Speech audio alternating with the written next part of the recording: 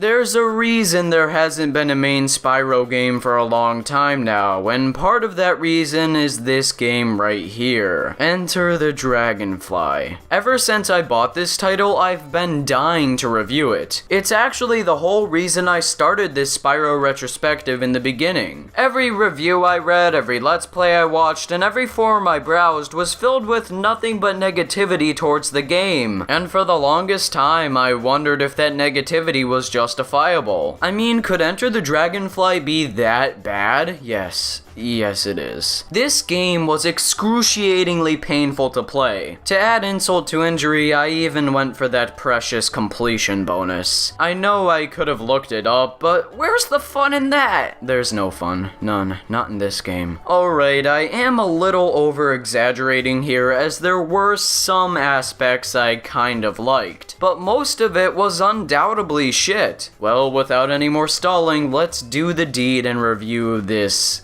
game. Enter the Dragonfly starts off with one of the best opening cutscenes of all time. I wish I could play it to you in its entirety, but I don't want you to suffer from any trauma for those who have played the game before. If you didn't notice, the first couple moments of this intro begin with Hunter screaming into the sky, because he was scared of this sorceress balloon. Okay, two things right off the bat. One, how the hell did Spyro and the gang get this balloon? And second, look at Hunter's face! Okay, I'm getting ahead of myself. I'll get to Hunter in a bit. Apparently, Spyro and the baby dragons you rescued in Spyro 3 are holding a dragonfly party where the babies are going to get their own dragonflies. Aw, how cute. Oh no, I take it back. Oh no, I take it back. But then, suddenly Ripto appears. Hold on, wait. I thought I defeated him back in Spyro 2 in Season of Flame. How the heck is he here, standing with his two henchmen that I also killed, threatening Spyro? Well, according to the official Spyro wiki, you don't actually defeat these people in both Spyro 2s. They just kind of get sent back to their own dimension. Still, it seems like Ripto is only here for Ripto to be here. Regardless, he steals all the dragonflies because he wants revenge on Spyro for doing a thing in Spyro 2, and oh man, look at how distressed Spyro and the gang are. It really seems like they want to get those dragonflies back. It's almost like Spyro could torch Ripto right here and the game would be over and I wouldn't have to play it. But no, Ripto and Spyro have an oddly casual conversation where both spout out passive-aggressive insults to each other. And after all this, Ripto leaves, and as always, Spyro has to go to uncharted lands and restore the peace in the world by freeing dragons, rescuing dragonflies, and collecting treasure. But not before he finds his good pal Sparks right after Ripto leaves. Okay, so if Ripto was going to transport Sparks, who is Spyro's best friend and life source, anywhere, you would think he would transport him somewhere far away or somewhere where he can monitor him. Maybe he could keep him in a jar and Spyro's overarching objective is to try to find Sparks. That might have even made your adventure a bit more compelling. But no, Sparks is here, walking distance away from the party. Anyways, then your adventure begins like always, and once again, there's virtually no plot development throughout the game. There are points where you see Ripto and his henchmen quarreling over a number of things, which is neat, but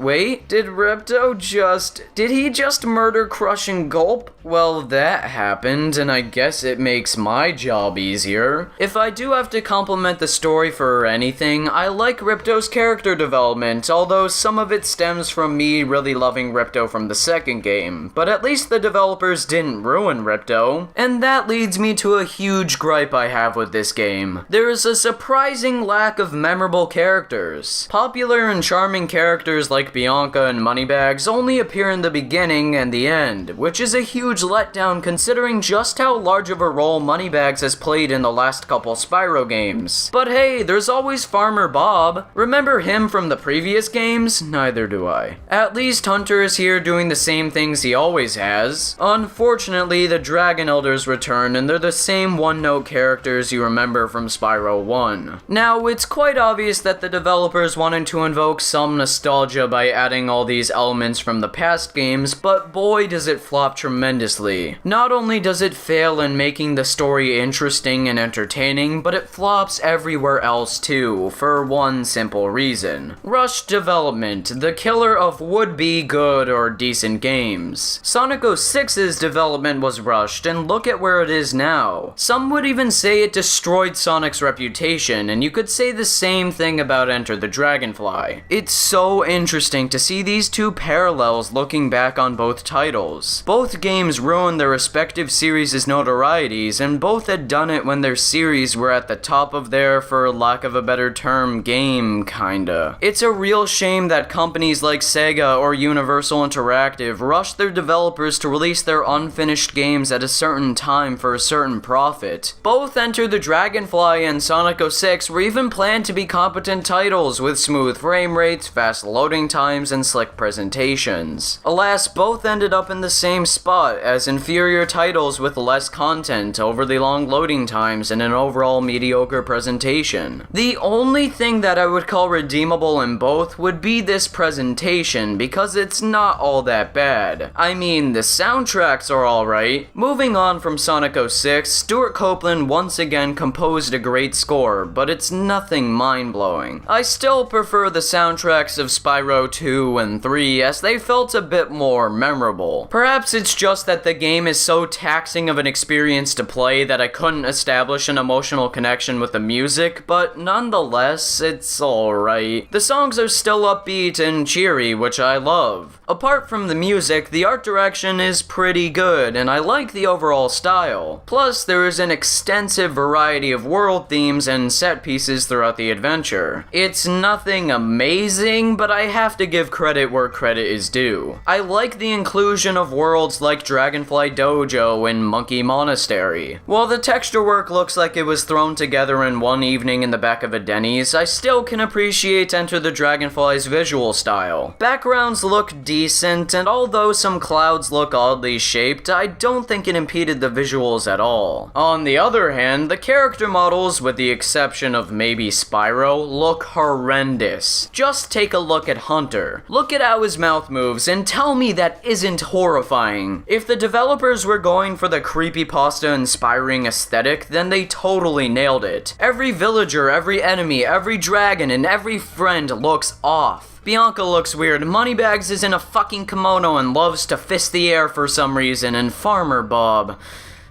Don't even get me started on damn Farmer Bob. I could devote a whole paragraph to why I despise Farmer Bob, but I think this one scene just perfectly sums it up. Wow, that's a lot of Dragonfly, Spyro. You should have no problem getting this here UFO to work now. Hop aboard, but beware, the space cows, they're everywhere, everywhere. It doesn't help either that when they speak and their lips begin to move out of sync, you feel a sense of real fear and danger. Ah, Spyro.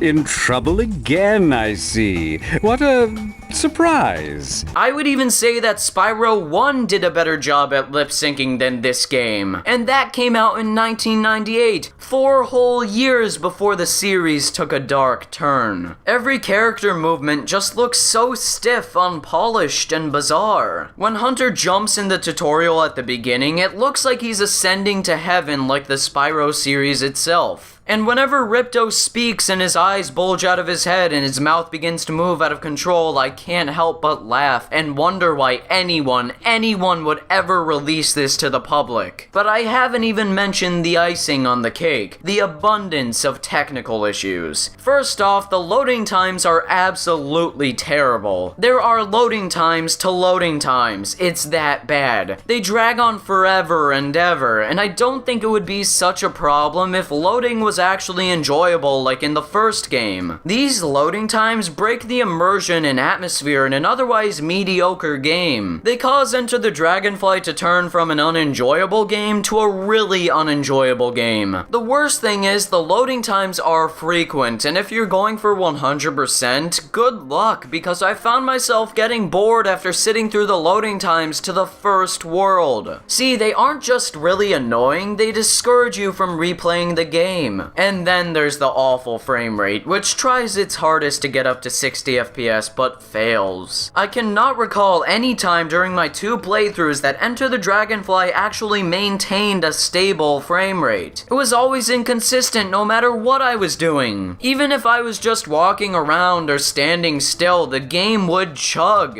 Add in glitches, bugs, and other mishaps, and you got yourself the technical mess that is Enter the Dragonfly. Oh, and I should also mention that the game is so badly programmed that you can easily glitch the game, fly into the air, and reach the final boss in under 10 minutes. Yeah, not even Sonic 06 is that easy to break. Anyways, how about the gameplay? Surely it can't be as bad as the technical problems, the bland graphics, and the mediocre attempt at storytelling. Well, it's certainly not good. Let me explain. Like the last couple games, Enter the Dragonfly is a 3D collectathon, where the objective is to rescue a certain number of dragonflies and defeat Ripto once again. Like Spyro 3 with the dragon eggs, levels will not be open until you collect a certain amount of dragonflies. But unlike the dragon eggs, collecting the dragonflies is unnecessarily overcomplicated. At the beginning, Spyro will gain the bubble breath, which allows him to capture the wild dragonflies. Hey, just like Season of Flame. So you'll be spending a lot of your time chasing down these dragonflies, trying desperately to breathe on them. Combined with the wonky camera that never seems to like to go where I want it to, capturing dragonflies is a chore. A tedious, repetitive chore that doesn't feel rewarding at all. The only thing I looked forward to after each dragonfly capture was Tom Kenny saying their name in a goofy way. Hey, it's Cloudy! Hey, it's Cloudy! Cloud. Oh yeah, the voice acting is alright. I mean, the script the actors were working with is not the best thing in the world, but they made do with what they could, I guess. Although some performances do end up falling flat on their face, like Farmer Bob. There's a space riptalk holding that dragonfly hostage. If you activate all the platforms around the tower by jumping on, lower the tower down so you can rest tower down. Attempt the trial of the platform.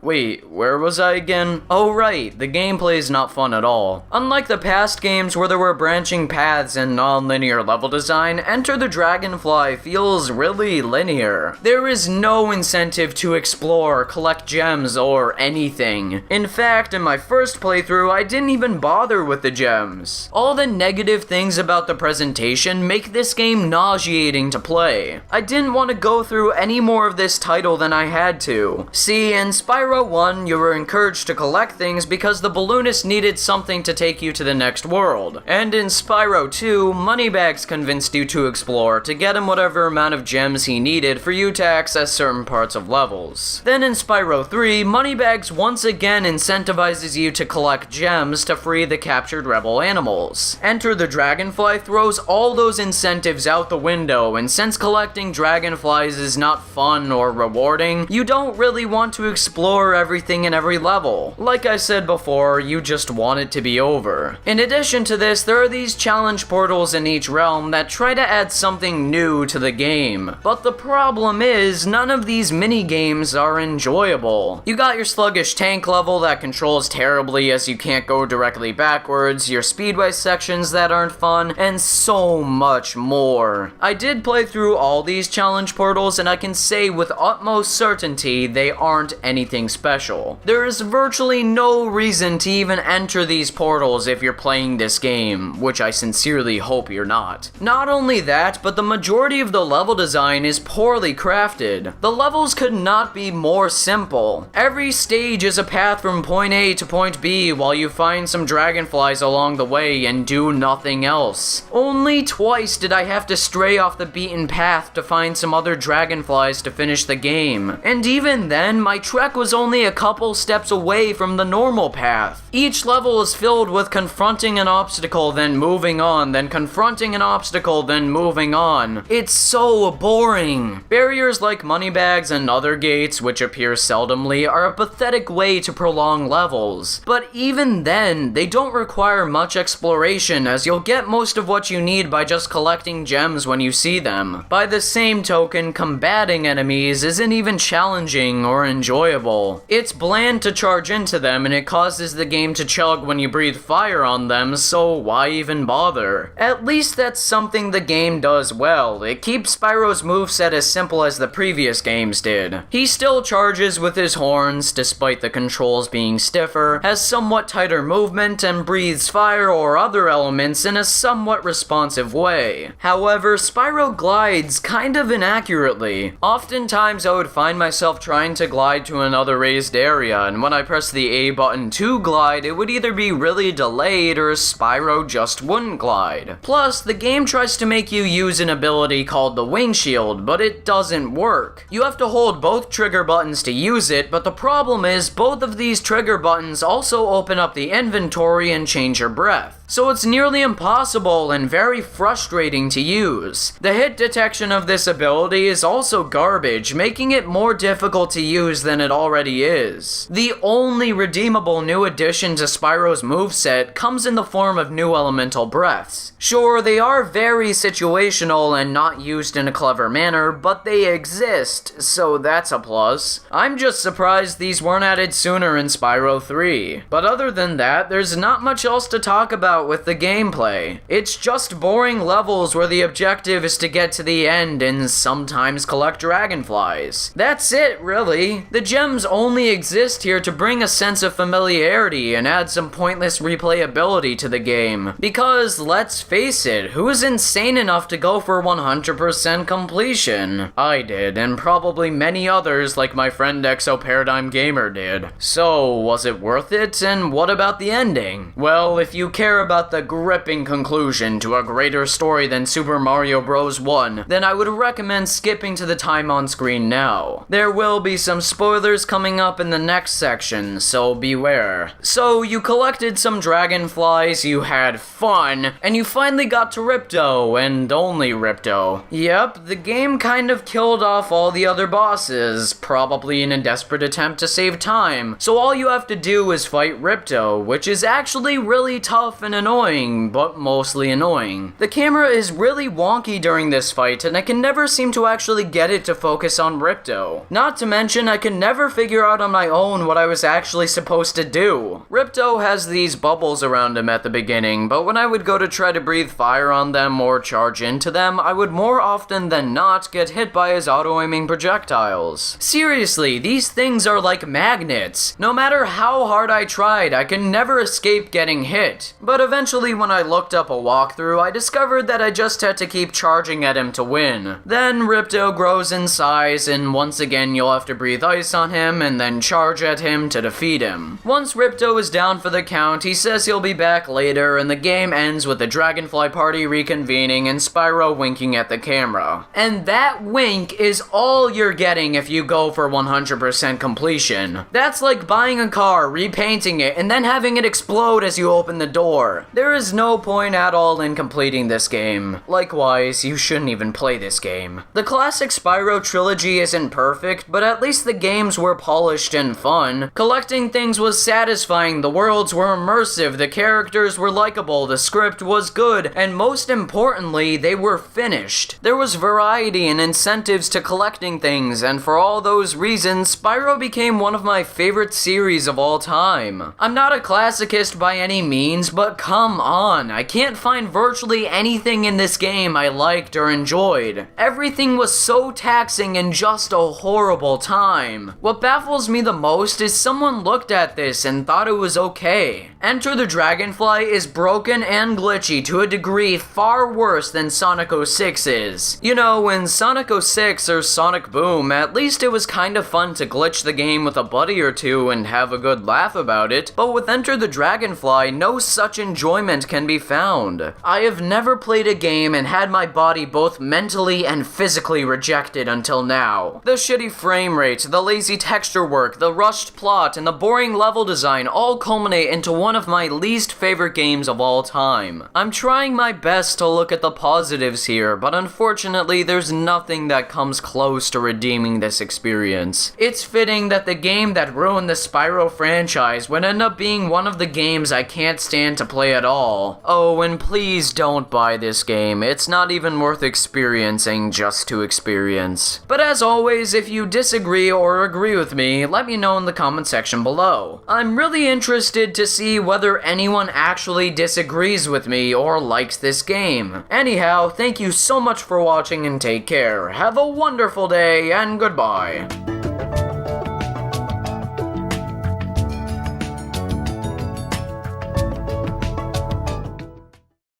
Spyro, I'm glad you're here. I just knew there was something suspicious about it.